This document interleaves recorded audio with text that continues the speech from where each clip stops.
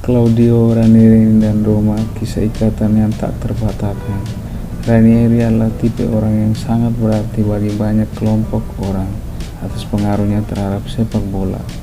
Setelah mengonfirmasi pengunduran dirinya dari manajemen, Ranieri adalah dapat mengenang kembali karirnya di mana ia memenangkan berbagai promosi dan penghargaan. Mungkin yang paling berkesan adalah keajaiban memimpin Leicester City meraih gelar Liga Primer pada tahun 2015-2016. Meski pencapaian yang tak terpikirkan itu mungkin akan menjadi kenangan bagi dunia sepak bola yang lebih luas atas kontribusinya terhadap olahraga ini. Para penggemar Roma akan selalu mengingat ikatan tak terhapuskan yang ia miliki dengan klub sebagai mereka sendiri. Ranieri di Roma pada tahun 1951 ia dilahirkan dan dibesarkan sebagai penggemar Roma, sebuah peluang impian yang menghampirinya ketika klub yang ia dukung mengontraknya saat masih remaja. Meskipun ia terlihat sebagai penyerang, ia berubah menjadi bek selama fase perkembangannya di Roma. Pada bulan November 1973, Ranieri membuat penampilan pertama dari 6 penampilannya di Serie A untuk klub yang kampung halamannya.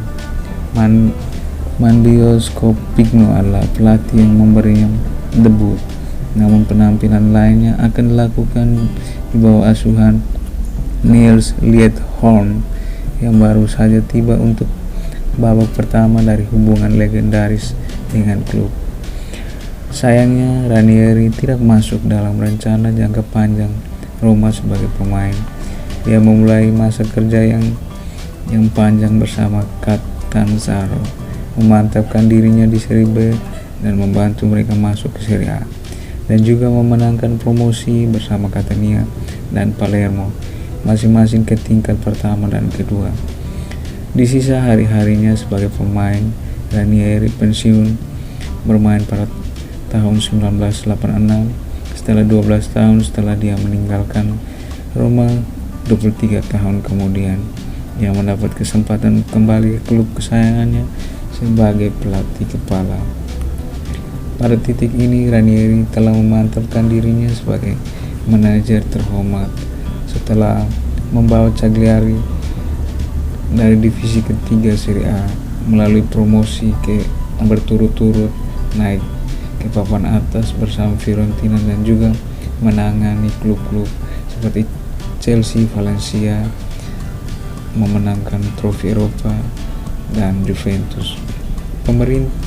Ranieri di Roma dimulai setelah pengunduran diri Luciano Spalletti, namun pelatih yang telah menjadikan klub tersebut sebagai pesaing yang konsisten namun tidak pernah menjadi penentu Scudetto.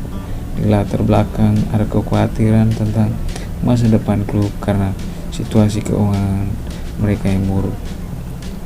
Tidak takut mengambil keputusan besar dan berani seperti mengeluarkan Totti dan De Rossi di babak pertama derby Roma.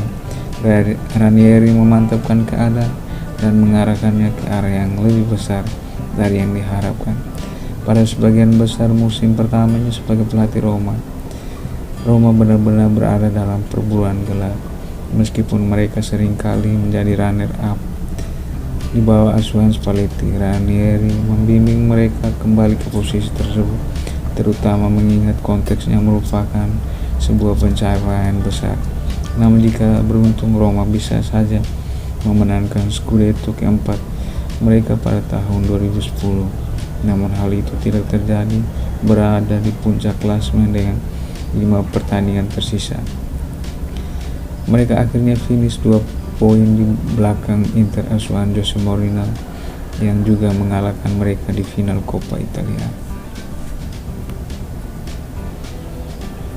Belakangan musim panas itu, Inter kembali menggagalkan trofi Ranieri bersama Roma di Supercoppa Italiana. Ini adalah awal dari musim 2010-2011 yang lebih menantang, yang berpuncak pada pengunduran diri Ranieri pada bulan Februari. Manajer berpengalaman ini kemudian menjalani masa kerja di berbagai negara dan kembalinya dia ke sepak bola Inggris dengan Leicester jelas menjadi yang paling menonjol pada musim 2018-2019.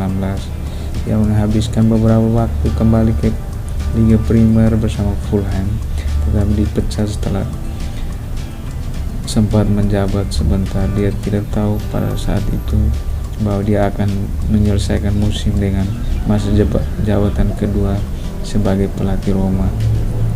Setelah jendela transfer musim panas 2018 yang penuh bencana, Roma telah menggagalkan kemajuan mereka untuk menjadi tim semifinal Liga Champions hanya beberapa bulan sebelumnya. Meski bukan sepenuhnya salahnya, Eusebio Di Francesco kehilangan pekerjaannya setelah tersingkir dari kompetisi yang sama di babak 16 besar edisi berikutnya. Dilihat dari posisi mereka di Serie A, keadaan tampak suram bagi Roma. Ranieri kembali dengan kontrak untuk menyelesaikan musim itu. Pesannya sama seperti pada awal pelatihan pertamanya, memantapkan kapal. Dia memiliki 12 pertandingan untuk melakukannya. Meskipun masih ada tanda-tanda kelemahan yang sama yang membuat Roma tertinggal, secara umum skalanya terasa lebih kokoh di bawah asuhan Ranieri. Salah satu yang menarik adalah kemenangan atas Juventus. Cristiano Ronaldo misalnya, menjelang akhir musim, Ranieri akhirnya membawa Roma finish di peringkat ke-6. Sebagian kecil dari basis penggemar merasa dia pantas mendapat kesempatan di musim lain. Kembalinya Ranieri hanya bertahan dalam 12 pertandingan yang dijadwalkan, namun ia memulihkan kepercayaan klub meski mereka gagal melaju di bawah asuhan penggantinya Paulo Fonseca. Ranieri tetap mempertahankan rasa hormat yang sebesar-besarnya dari para penggemar Roma yang memberi penghormatan kepadanya di pertandingan terakhirnya, yang juga merupakan perpisahan emosional. De Rossi sebagai pemain Gelorossi dengan pembentangan spanduk dari kurva sud mengucapkan terima kasih karena telah menerima tantangan untuk rakyatnya pada saat mereka membutuhkan. Bergabung bersama Sampdoria, di mana ia kembali menggantikan Di Francesco. Walford dan Cagliari mengakhiri karirnya. Cagliari mengakhiri karirnya setelah masa lalunya bersama mereka. Dia mengakhiri karirnya setelah memenangkan promosi bersama tim Sardinia dan kemudian mempertahankan mereka di Serie A. Cagliari seperti halnya Leicester punya alasan besar untuk merasa berterima kasih kepada Ranieri. Apa yang dia lakukan dengan kedua klub tersebut akan menonjol dalam warisan yang ia tinggalkan. Tapi tanyakan pada pria itu sendiri, dan Roma akan selalu menjadi klub yang paling dekat dengannya.